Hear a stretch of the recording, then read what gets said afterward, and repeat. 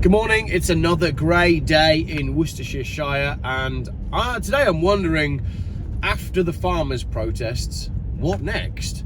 I obviously documented it live. Oh dear, we're behind a Nissan Leaf learner driver. If you learn to drive in an electrical car, can you then only drive electrical cars? Like if you learn in an automatic, you can't drive a manual.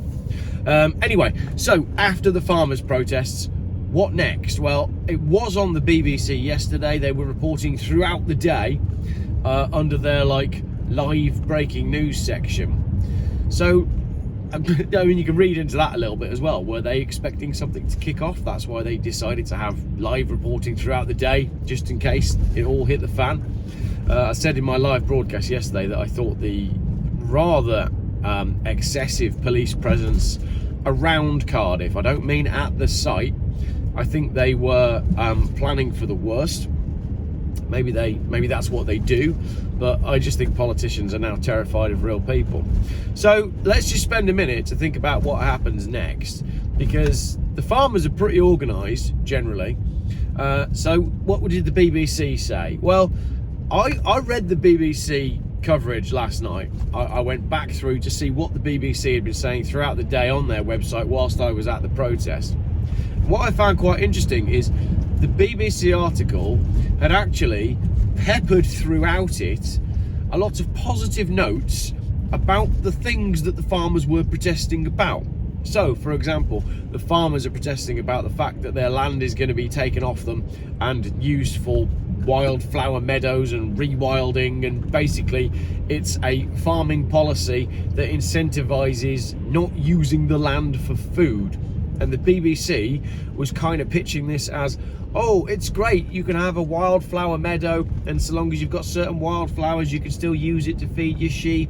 And it was all pitched in a way that might make people who live in cities read it and go, oh, these farmers are very unreasonable. All the government wants to do is to get the farmers to look after the land a little bit better.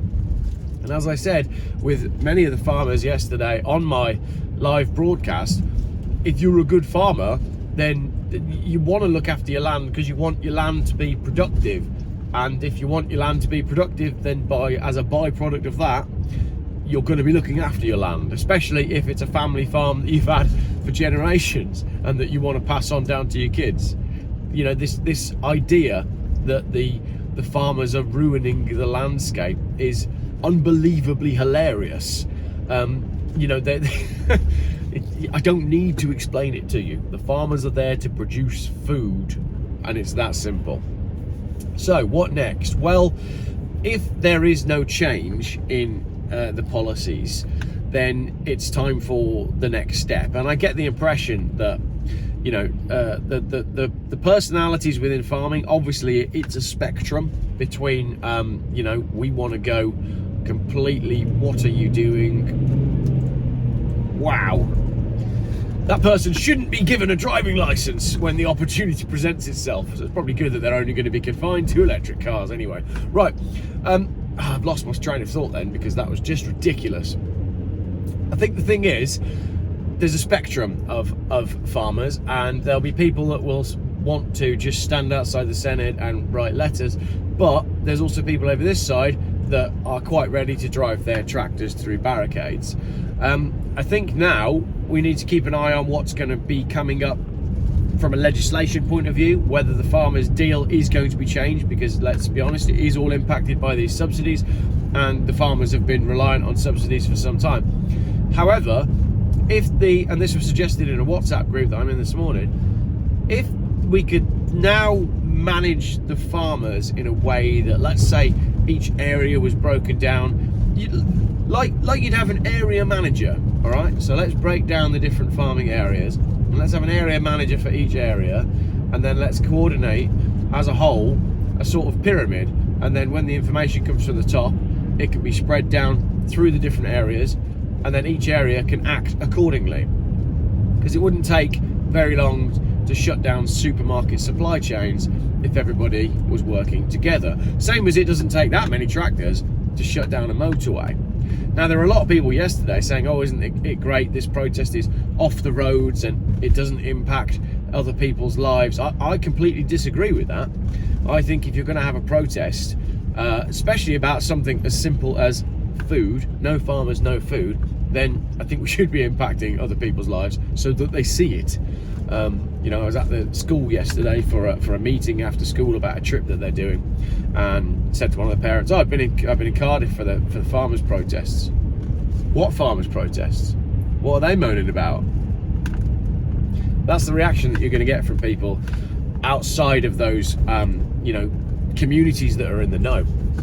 It's really important that we get this information out, because everything is connected. The farming is connected to everything else that's going on, and all of these problems are popping up all around the world, which is why the farmers are complaining all around the world. This isn't just one rogue parliament or one rogue politician who's decided that he's going to make some positive changes for the environment. All of these changes that have been foisted on the farmers have come down from on high. So in order to affect what's going on from on high, we need to wake real people up to the fact that there is someone above government who is trying to pull these strings. And until you get there, I don't really know. I mean, obviously, again, the way things go from here, it could be that nothing happens and that's it. There was one protest at the Senedd with 3,000 people and nothing changes. Or it could be that is just a match has been lit, and now people are aware, and now we go on to the next one, and the next one gets bigger and they get more powerful. That's what I hope will happen, and that's what needs to happen, because these farming communities are vitally important to our culture as a whole. You know, you look back at the history of, well, any country, and without farming you don't really have the country. Without cultivation of the land and looking after the animals, you don't have the people. So this momentum has to continue. It has to get bigger, it has to grow, and the awareness has to grow. You've seen what they're doing in France and Spain, where they are so many levels ahead of where we're at right now. And you know, there comes a point where maybe there is a farmer who needs to be the first one to drive through a police barricade so everyone else can get through. And at the end of the day, someone's got to do that. Someone's going to have to be the first tractor. And I just hope that there's a lot of people who were there yesterday who are prepared to be the first tractor, because we the people, we're with you. And the police who've put the barricade there to stop you getting through should also be with you as well, because they need food and their families need food. So I don't want to live in a world where the production of food is controlled by big tech and big pharma and PHARMA, not a big pharma. I'm well up for big farmers, but I'm not up for big pharmaceuticals, because they're all involved in the production of this. You know, they're all researching this meat-free, lab-grown balls, and all the supermarkets are in on it. So, can we do something where we bypass the supermarkets completely? Could the farmers club together and form a network of farm shops and say, right, this is where you buy your food from now? Can we just get rid of the supermarkets? Is that possible? I don't know. If you know more about farming than I do, let me know in the comments. If you were there yesterday, let me know what you thought. Tell me what you think happens next. Post some ideas up in the comments, and maybe people who are more connected to this than I am can start helping to grease some wheels and pull some strings and affect some change, because that protest yesterday cannot and will not be the only one. General Ramble for a Thursday morning. Tomorrow I'm taking my Renault down to the dyno. I think from factory it's about 49 horsepower, so place your bets now. But I'm pretty confident that the Renault doesn't have enough horsepower to push its way through a police barricade. But that doesn't mean I'm not willing to try. Thanks for watching.